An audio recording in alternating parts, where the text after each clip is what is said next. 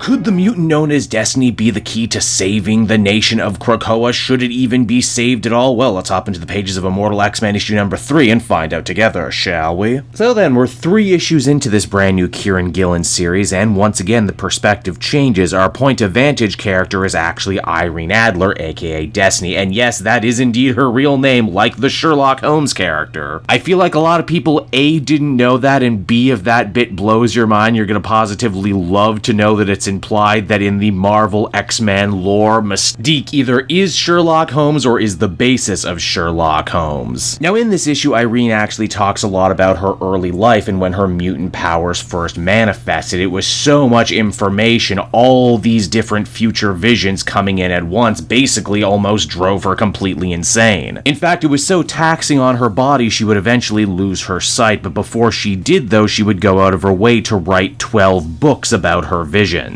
These tomes were called the Testaments of Irene Adler, and they were a mix of both truth and fiction about the futures that had yet come to pass. In the present, though, Irene Adler is completely incapacitated, though much like when her powers first manifested, they're too much for her brand new mutant body to control. Mystique, her lover, vows to stay at her side. She already lost her once before and refuses to let her go again. Emma Frost tries to do everything she can to help, but it's made very clear very quickly whatever's going on with Irene, only Destiny can solve. Worse still, the White Queen and Mystique do need to go, as there's another important Quiet Council meeting happening right now. In the last issue, you'll recall Selene was defeated and Hope was brought on officially as the brand new member of the council, and with this brand new job comes getting to know all the worst, dirtiest secrets about Krakoa and its creation. How this mutant nation, this mutant promised land, was all built on one giant lie and puppeteered by Moira McTaggart, who is now no longer here to help steer the ship. Now, while we as the reader already knew this, it's the next bombshell that I find particularly interesting. Hope mentions the fact that Xavier had come to her at one point and given her a Cerebro helmet. Of course, that wasn't actually Xavier, that was Mystique playing the long game to try and get Destiny resurrected, knowing full well that Moira, Magneto, and Charles would never do it.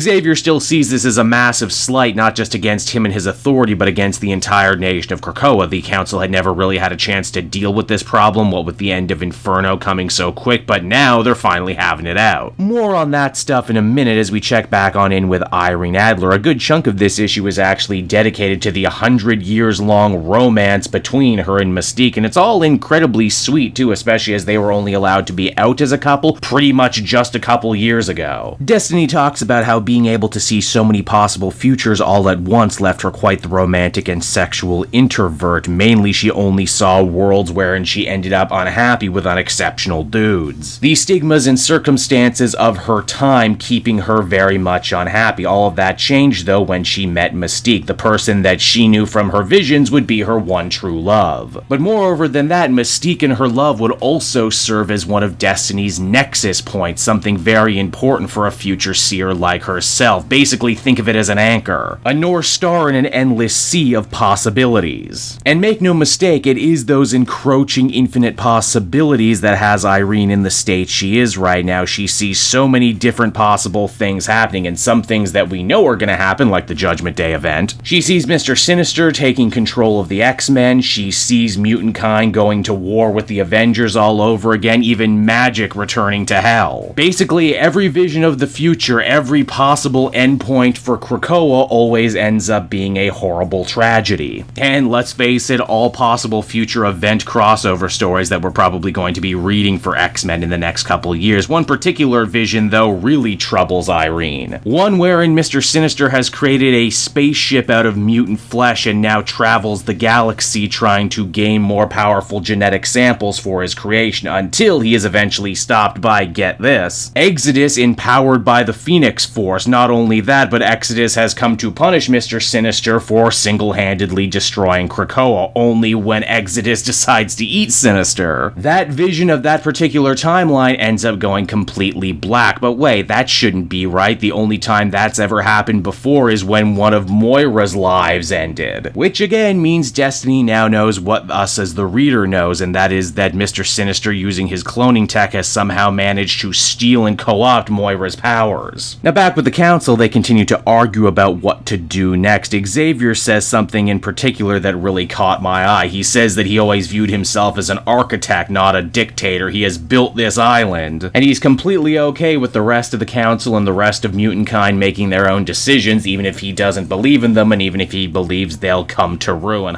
Why does part of me feel like that is some kind of veiled Hickman reference? You know, I helped build this new era of X books, and then I just kinda left. In the end, though, no one can stay too mad at Mystique for resurrecting Destiny, as she proves to be a very integral part in the future of Krakoa's survival, as she says that she has foreseen doom, and the only way they could ever hope to sidestep it is by working with her. In fact, things have become so dire, Destiny has decided now is the time to write her 13th testament. As always, Mystique is very supportive of her lover and happy to see that she's mostly back to normal, but oh, the true tragedy has still yet come to pass, and that is that in all these different possible futures that Irene viewed, none of them ended with her and Mystique together. A truth which fills her heart with more sadness than anyone could possibly know what to do with, and Irene ultimately decides not to tell Mystique about anything that she's seen. And so that was Immortal X-Men issue number 3, everybody, and I gotta say, I continue to enjoy what Kieran Gillen is doing here. I like that this book is such a mixed bag, and you never know who it's gonna follow. It really is a series about the Krakoan Council and the day-to-day operations of running this island nation. It's good stuff. More than anything, though, I think this issue really succeeds in being a bittersweet love story between Mystique and Destiny. We had seen Mystique chase after Destiny for so long, trying to see her resurrected, and now that she's finally back to life, we learn that their love and happiness is ultimately fleeting because of all these visions of doom that will soon be delivered upon Krakoa. Again, it's a real heartbreaker. I can also dig them too, drawing so many different parallels between Moira and between Irene. They both came into amazing powers at very young ages. They both used their powers to try and shape the world into what they believed the best version of it could possibly be. But while Moira ultimately succumbed to self-loathing and self-interest, Destiny is still trying to do what's best for everyone, even when she knows her story probably won't have a happy ending. It's a lot of great growth and character work for Destiny, who I think is one of those X-Men characters who had been gone for so long a lot of people even forgot she existed to begin with. And yet here in this book, she's such a fascinating, integral part of the proceedings. You can see why this brand new era of X-Men stories is called Destiny of X, because, well, she's just that important. Overall, I'd give this one a very positive 8 out of 10. If you've noticed, I've dropped more than a few X-Men books in the last little bit, but I do not want to drop this one. I want to stick with it for all the reasons I mentioned and more.